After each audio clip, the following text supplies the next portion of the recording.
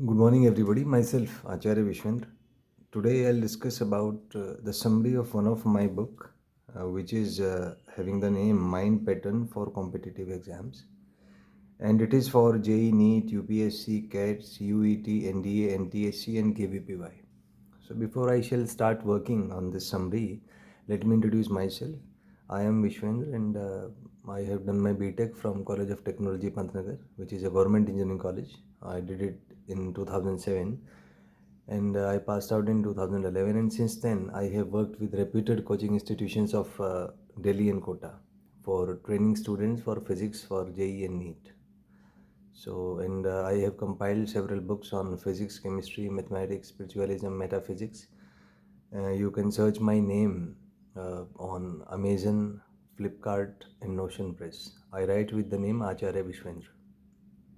So, this is a brief introduction of mine. Now, regarding this book, that why I write this book is that most of the students just think that only making notes and solving question is enough for competitive exams. But as I have myself prepared for JEE, and I know that from my personal experience that only information or notes making or question solving is not sufficient. The main challenge is with your performance. There are emotional issues or there are issues concerned with the mind brain system. So nobody talks about that, but the reality is that if you don't have the mental skills or you don't have a sort of biased mind brain system which is optimized for problem solving skills, till then, however hard you try, whatever books you read, you will never be able to perform good in exams because the pattern of exam is something different, and how the mind brain system of a general student is framed, that is a different one. That's why most of the students fail in competitive exams. So it is the mind pattern which is important, and because there are a lot of sources on information, but nobody talks about the mind pattern for that. So I decided to write a book on the mind pattern. So here is the summary. Let's discuss about it. So the first thing is why I have written this book. So as I have already stated that for any competitive exam there are three mutually exclusive dimensions. The first is information, second is process, and third one is energy. Most of the students just focus on information. They just think that you just make notes, you just solve questions, and you are going to get selected, but it's not the reality. You need to work on the process and the energy also. Process means when you solve a particular question, then your mind brain system follows a certain pattern, a certain process, and that process is responsible for your success in competitive exams. Normally, if you ask a student a question, he will feel negative vibes. He will feel fear, he will feel anxiety, he will feel depression, he will be in a hurry, he will feel unstable thoughts. So, the first thing is you need to tackle these emotional conflicts. You need to know how to train your mind brain system so that it's not affected by the negative emotions, by the negative vibes. So that is possible only by a systematic mind training program. So this is the sole purpose of writing this book, that if we can train students on the process and on the energy, then results can be substantially improved. So this is the entire vision and working philosophy behind this book. And apart from the process, another dimension is of energy, which is of three types: negative, positive, and neutral. So, most of the students or most of the people are having negative energy. They can just make issues, they can criticize things, they just criticize things, they just create problems, but that is not the way. You have to find the solution, and for that, your vibes have to be positive. You have to face problems, you have to transform your energy from negative to positive. Only then you will be able to do something. Otherwise, you will just criticize others, you will just blame others for your miserable life and won't be able to achieve anything. So the this book is explicitly designed for training students on the process and on the energy. So this is the philosophy behind the book. Now let's work further. There are 7 chapters in the book. The first one is introduction. So the introduction part, as I already told you, it's that the successful students, the students who get results in exam, whom you see in the newspapers, in the videos, and in the celebrations. So these students follow a different mind pattern. Suppose there is a class of 300 students. So out of the 300 students, those students who are successful, they are doing something different internally. Externally situation is same for all, but internally they are doing something else. They are following a different mind brain system pattern. That's why they are successful while other students fails. For example, a general student is not capable to focus in the class. He is physically present but mentally absent. Whereas a successful student has somehow learned the art of focusing on the class, focusing on the present. So the teacher is giving the lecture and his entire focus is on learning the things, learning the information, the concept, and the formula which the teacher is teaching. Whereas a general student, he don't have control over his thoughts. He is just thinking something random. Teacher is saying something else and he is busy with some other stuff which is non-productive. So the entire turning point is focus on the productive processes, focus on the right process or following the right mind brain system pattern. And the right pattern is that when teacher starts teaching you, he will be giving you certain information. So your task is to learn that information and transfer that information from your sensory memory or from your consciousness to subconscious and then unconscious memory, which is also called as the permanent memory. So this pattern a successful student follows, whereas a general student is just limited to the consciousness or the sensory memory, which gets lost after a very few seconds. So he is not actually doing something. So the actual process executed by the mind brain system is responsible for the success of the student. So in this chapter we have discussed those mental patterns, and in details we have discussed about the mind brain system, that what is brain, what are the different parts of the brain, what they do, what is mind, what are the parts of the mind, what they are responsible for. We have discussed in this chapter. The next chapter we have introduced is a active learning state. So to learn something, you have to change your vibes, because generally the vibes are either too high or too low. So you have to keep your vibes optimized so that you are neither too much excited and neither too much depressed, neither too much sleepy sort of. So this you can manage by managing the brainwave frequencies of your vibes. Uh, so what you feel is, what you call as a mind is nothing but a vibration. It's a sort of energy of some particular frequency, and for learning effectively you need to change that frequency. So we have discussed here the art of brainwave frequency modulation so that you are able to learn effectively and you are focused on present rather than being trapped in past or future or being trapped in thoughts.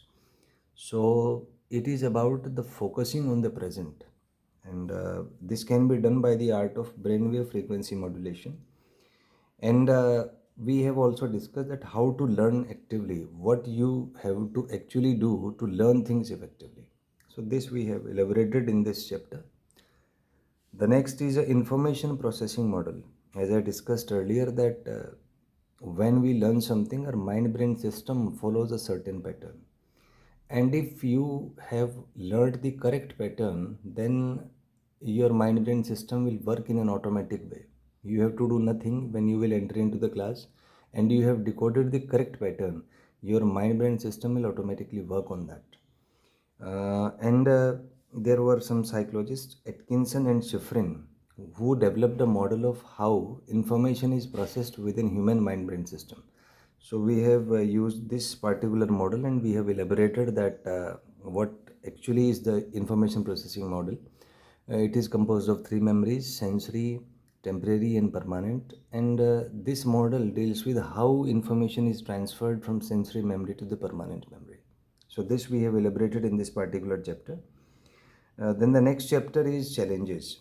So as I already said that when you will try to learn the patterns, there will be emotional conflicts, because your brain, the reptilian brain, the primary analytical brain, it tries to avoid anything that troubles you, that makes your life uncomfortable. So the first step is to overcome that reptilian brain, or you can say the flight mode of the mind brain system. Generally when you speak about, you say, you talk to anybody that what you studied, so it's a painful process. You don't feel comfortable in that because of the dominance of the reptilian brain. But there is something internally, and you know that you have to dominate that analytical brain or the reptilian brain or the flight mode of the mind brain system if you really want to achieve something in life. So there will arise some emotional conflicts. You will face resistance from the reptilian brain or from the flight mode of the mind brain system. So these are the emotional challenges you will feel. And there are certain belief systems, because the way you have worked in your life, so certain belief systems are developed in you, and you think that everything should be solved by your belief systems, which is the cause of every trouble. Life, if you observe freely, is a dynamic process.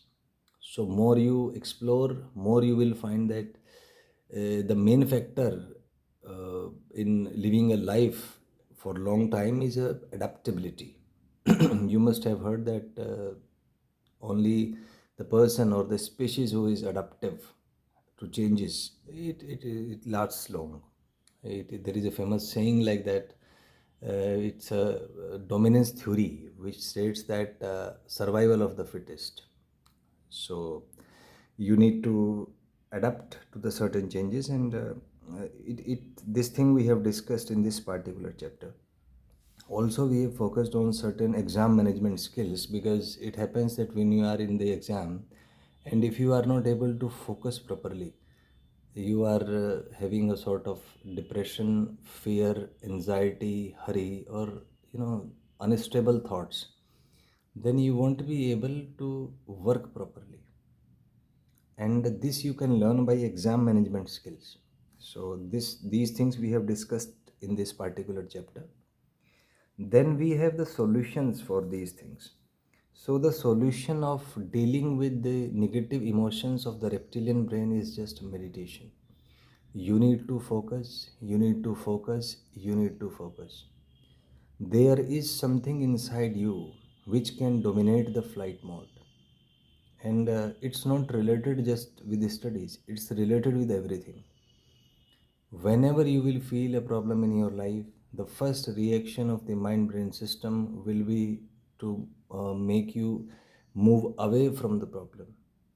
That is called the flight mode, you can say, the flight mode of the mind brain system. You will try to avoid things, but you will be safe. But the habit of running away from problems will ruin your life.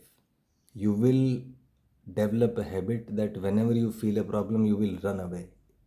So instead of facing problem, you will develop certain sort of escapism, you see, certain sort of moving away from things, and a coward sort of personality you will develop, and that will trouble you for your entire life.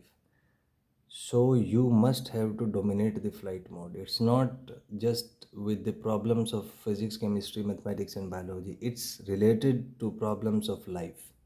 Once you have learned how to face problems, then you will continue for a better life.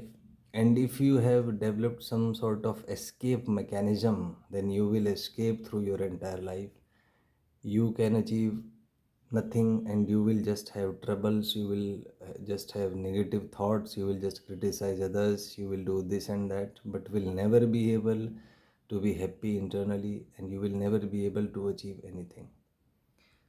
So the solutions of these are meditation, mind training programs, and brainwave frequency modulation. So we have developed certain sort of programs by virtue of which you will be exposed to the problems, and naturally initially you will have a tendency to move away from the problems, but you don't have to move away. Using a strong willpower, using positive energy vibes, using focusing techniques, you have to stick to that mental situation, and then you will learn after some time that if you stick to the situation, the negative vibes vanishes away, and you are positive and internally silent, and you are able to face the problems. So these things we have discussed in this particular chapter. Then we have the mental patterns. So as I have already said that there are three mutually exclusive dimensions of information, process and energy. And we have to use that using a pattern, that how to use information, how to use process and how to use energy, following a particular pattern. Only then you will be successful in your competitive exams. So we have elaborated the mental patterns, some patterns in the universe, some patterns in everyday life. And if you will observe closely, then there are patterns everywhere. The universe is guided by quantized rules. There are certain specific rules. Everything is not possible if you observe the universe. Only certain quantum things are possible. So we have tried to disclose those quantum rules, and if you follow that pattern, that quantum rule, only then you will be able to get successfully clear your exam. So this we have discussed in this particular chapter. And at the last, it's not a 2-minute program. You will have to at least work for 21 days in your life if you want to change your mind brain system. So at last we have disclosed a 21 days mind training program. So you have to train yourself for at least 21 minutes before going to bed. So before sleeping, you have to revise your entire routine for the day. So before you just go to sleep and just go to bed, just think that what you have done in physics today, which chapters, which topics, which concepts, which questions, what were the answers to that, what were the concepts used. So you have to make a sort of revision before the bedtime. The reason being that when you sleep, it is said that your consciousness is transferred to the unconscious domains of mind, and from where you get a feeling of mental relaxation and a feeling of positive energy. So there is a pathway, there is some you can say that some entry or some sort of bridge between consciousness and unconsciousness, which is opened when you just sleep. So this is the technique that when you sleep, if you revise what you have learned today, then the information which is present in your conscious memory gets transferred to the unconscious memory, which is the sole reason that why only certain students are successful in performing best in their exams while others just fail to retain what they studied. So the entire turning point is transferring of information from the consciousness to the unconscious memory, which is the most important. There are certain other things also, but the most important thing is transfer of information from conscious memory or from sensory memory to the unconscious memory or the permanent memory. So you have to follow a process to develop those mind patterns which will enable you to transfer these memories, and also to perform good in your exams, to develop your analytical brain, to have sharp calculations, to have sharp mental skills. So there is a mind pattern for this, to transfer information from your conscious memory to the unconscious memory, because it is very easy to retain information from the unconscious memory. So you have to make some sort of bridge between consciousness and unconsciousness, and then you will be able to retain information very comfortably during the exam. So this is the entire turning point in competitive exams, because when a student appears for the exam, he is not able to retain He's not able to access his unconscious memory. He just struggles with conscious memory or at last subconscious memory. But the information has to be stored in unconscious memory, and you have to develop certain sort of processes, certain mental patterns to be comfortable while transferring information from conscious to unconscious and from unconscious to conscious, because that involves modulation of the brainwave frequency, and you feel a bit awkward, you feel negative vibes, you feel certain sort of emotional conflicts, but you have to bear those conflicts. If you are able to bear those conflicts, then certainly you can develop a photographic memory, a better retention, and a good performance in exams. So this is the entire vision behind writing this book, that there exist things beyond information. There are processes, there are energies, and this book is a sort of mind training program to train you for those extra things necessary which are necessary and which are rather must for success in your competitive exams. So this book is available on Flipkart, Amazon, and Notion Press. You can type the name Mind Pattern for Competitive Exams by Acharya Vishvendra. You can have access to that. So I hope that this book will prove to be a boon for you, and you will perform better performance. You will undergo a better performance in your academic, professional, and spiritual dimension of life. Thank you.